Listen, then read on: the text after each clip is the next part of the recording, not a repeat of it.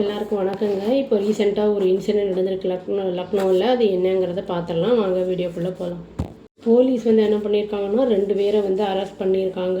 எதுக்காக அப்படின்னு கேட்டால், ஒரு 21 வயசு பொண்ணு ஒரு என்ன பண்ணியிருக்காங்கன்னா அசால்ட் பண்ணியிருக்காங்க, ரேப் பண்ணியிருக்காங்க அவங்க. இந்த பொண்ணு ஆக்சுவலி மென்டலி சேலஞ்சு, அதாவது காதும் கேட்காது வாயும் பேச முடியாத ஒரு பொண்ணு. அது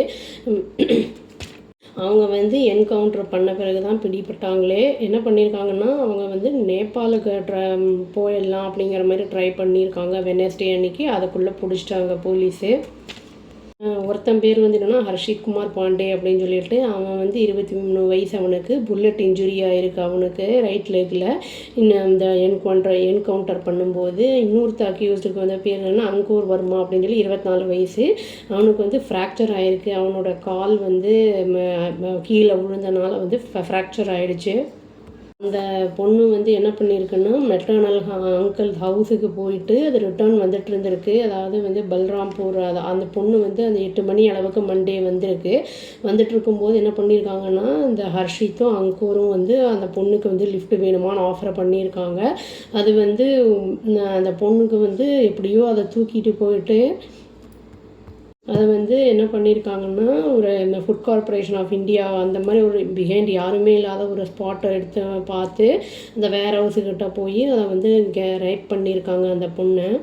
அவங்க வீட்டில் அந்த பொண்ணுக்கு 9 மணி ஆகியும் வீட்டுக்கு வரலை அப்படின்ன உடனே தேட ஆரம்பிச்சிருக்காங்க. பார்த்தா அன்கான்ஷியஸாக ஃபீல்டில் அந்த வயக்காடு மாதிரி இருக்கும்ல, அந்த இடத்துல அன்கான்ஷியஸாக இருந்ததை பார்த்துருக்காங்க.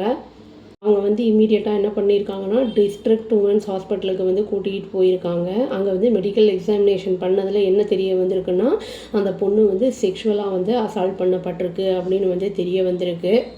இது ஆக்சுவலி இந்த மாதிரி நிறைய இன்சிடெண்ட்ஸ் நடந்துக்கிட்டு தான் இருக்குது. பட் இந்த பொண்ணு விஷயத்தில் என்னென்னா, காது கேட்காது வாய் பேச முடியாது அப்படிங்கிறது ரொம்ப வருத்தத்திற்குரிய ஒரு விஷயம். அந்த பொண்ணுனால் அவங்க போலீஸுக்கிட்ட இன்வெஸ்டிகேஷனுக்கு போனாலுமே அதனால் எக்ஸ்பிளைன் பண்ண முடியாது. என்னன்னு ஆக்ஷனில் தான் சொல்ல முடியும், இல்லைன்னா ரிட்டர்னில் தான் எழுதி காமிக்க முடியும். இதெல்லாம் கொடுமையான ஒரு நிகழ்வு.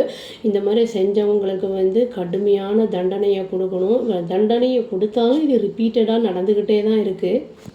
நம்ம நார்மலாக இருந்தாலே நம்மளுக்கு என்னை ஏமாற்றி இழுத்துட்டு போகிறவங்க, குழந்தைங்கள லேடிஸை அவங்களெல்லாம் இழுத்துட்டு போய் ரேப் பண்ணுறவங்கலாம் இருக்காங்க.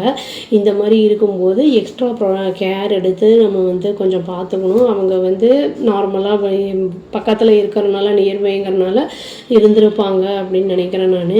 பாவம் அந்த பொண்ணு சொல்ல முடியாமல் எவ்வளோலாம் கஷ்டத்தை அனுபவிச்சது அப்படிங்கிறது தெரியல. கடுமையான தண்டனைகள் இருந்தால் மட்டுமே குற்றங்கள் குறையும் அப்படின்னு சொல்லிட்டு இந்த வீடியோவை நான் முடிச்சுக்கிறேங்க. அவ்வளோதான். Thank you. Please do like, share and subscribe our channel and click the all option and tap the bell icon. Thank you.